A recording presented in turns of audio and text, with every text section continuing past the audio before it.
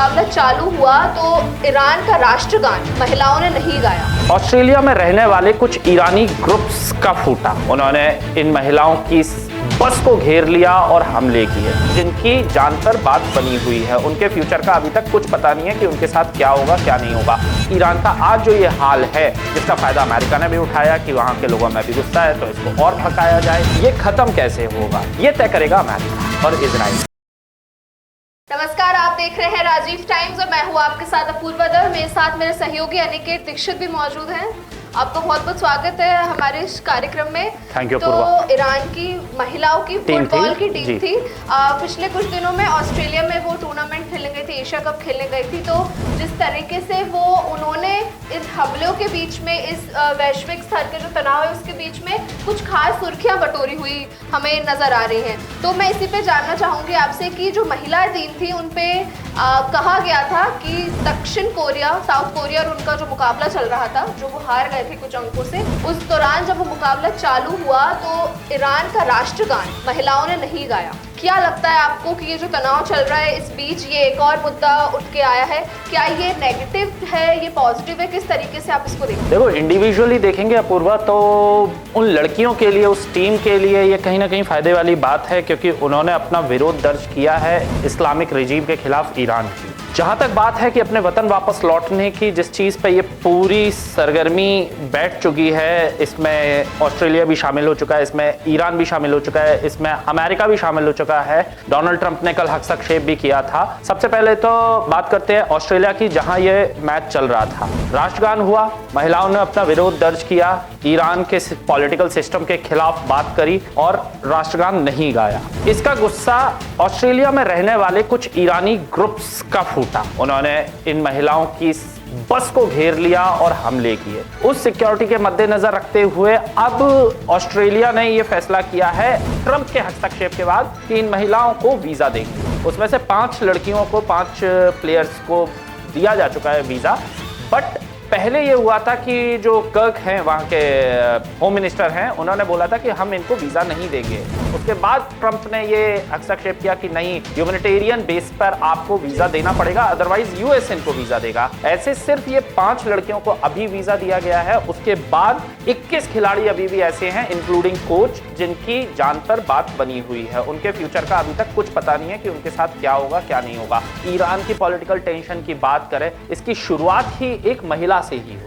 2021 या 22 में माशा अमीनी नाम की एक महिला थी। उसने हिजाब कुछ इस तरीके से पहना था कि उसके आगे के बाल दिखने लगे थे, और वो सोशल मीडिया पे फोटो उसने जैसे ही अपलोड करी तो मोराल पुलिस आ गई। उसे इतना मारा कि हॉस्पिटल में उसकी डेथ हो गई। तब से खामनी के खिलाफ वहां की महिलाओं का गुस्सा फूटा और ईरान का आज जो ये हाल है, जिसका फायदा अमेरिका ने भी उठाया कि वहां के लोगों में भी गुस्सा है तो इसको और भड़काया जाए और अपने तेल कब्जाने के लिए और इसकी रिजीम पलटने के लिए, इस्लामिक रिजीम को पलटने के लिए और ज्यादा भड़काया जाए। तो ये हम इसको बैलेंस बोल सकते हैं कि जनता के लिए ये पॉजिटिव है, बट ईरान की इमेज के लिए, इस्लामिक रिजीम के लिए ये नुकसान है। बट एक तरफ डोनाल्ड ट्रंप का ये स्टेटमेंट आता है कि ईरान पे ऐसा हमला हो सकता है कि वो देश ही ना बचे, और दूसरी तरफ ईरानी महिलाओं के लिए वो ऑस्ट्रेलिया से अपील कर रहे हैं कि जब तक उनको वीज़ा नहीं मिल रहा है उनको शरण दे, उनको सुरक्षित महसूस करवाए। तो इस पे क्या कहेंगे? देखिए, 2 देशों के बीच की दुश्मनी अलग चीज होती है और नागरिकों की सुरक्षा अलग चीज होती है। अपनी जनता के बारे में जब ईरान खुद नहीं सोच रहा है कि मुझे सरेंडर कर देना चाहिए, हाँ अगर इस जगह अभी मौका है, मुझे रिजीम पलट देनी चाहिए।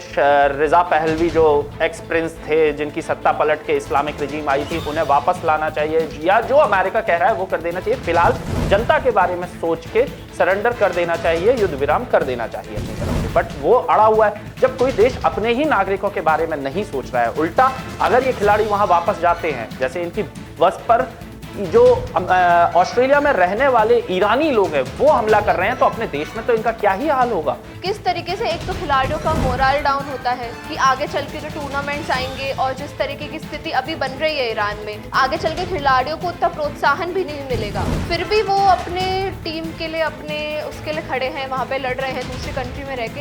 इस पे क्या कहेंगे? वो खिलाड़ियों के दिमाग का जज्बा है। सबसे पहले मैं बात करता हूँ डोनाल्ड ट्रंप से। जो कर दिया डोनाल्ड ट्रंप ये करके एक अपना ह्यूमैनिटेरियन फेस भी दुनिया के सामने रख रहे हैं। कि हाँ मैं इंसान भी हूँ, मैं सिर्फ एक जल्लाद नहीं हूँ कि किसी भी देश पे अटैक खोल दिया बिना किसी वार्निंग के, उसके सुप्रीम लीडर को उड़ा दिया, वेनेजुएला के प्रेसिडेंट को उड़ा दिया, कि मैं कोई जल्लाद नहीं हूँ, मैं दुनिया का दादा हूँ लेकिन एक इंसान भी हूँ। खिलाड़ियों के लिए मध्यस्थता करके उन्होंने एक ह्यूमैनिटेरियन फेस दिखाया कि यूएसए वर्क कर रहा है ह्यूमैनिटेरियन एड के लिए। दूसरी तरफ खिलाड़ियों की अगर बात करें, खिलाड़ी सत्ता से परेशान हो सकता है, देश से नहीं। मेरा आखिरी सवाल भी है आपसे, तो इसमें आप एक समरी आप हमारे जो को बताना चाहें कि खत्म कैसे होगा और क्या निष्कर्ष पे हम इस पे आ सकते हैं? देखिए, ये खत्म कैसे होगा ये तय करेगा अमेरिका और इजराइल। खुलकर बोल रहा हूं, ये तय करेगा अमेरिका और इजराइल। ईरान लड़ रहा है, लड़ेगा, लेकिन तय वो ताकतवर देश ही करता है कि खत्म किसको करें। शुरुआत, ये वो जमाने गए कि शुरुआत तुमने की है, खत्म हम करेंगे। अब ऐसा नहीं है, शुरुआत जिस ताकतवर देश ने की है, खत्म भी वो ही करेगा। बिल्कुल, जैसा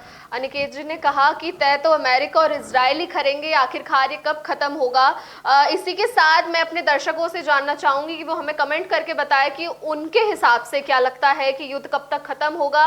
क्या ईरान इस युद्ध को झेल पाएगा, क्या ईरान पूरी तरीके से बच पाएगा कि नहीं, ये तो वक्त ही बताएगा। अभी हम आपसे विदा लेते हैं, बहुत बहुत धन्यवाद और देखते रहिए राजीव टाइम्स।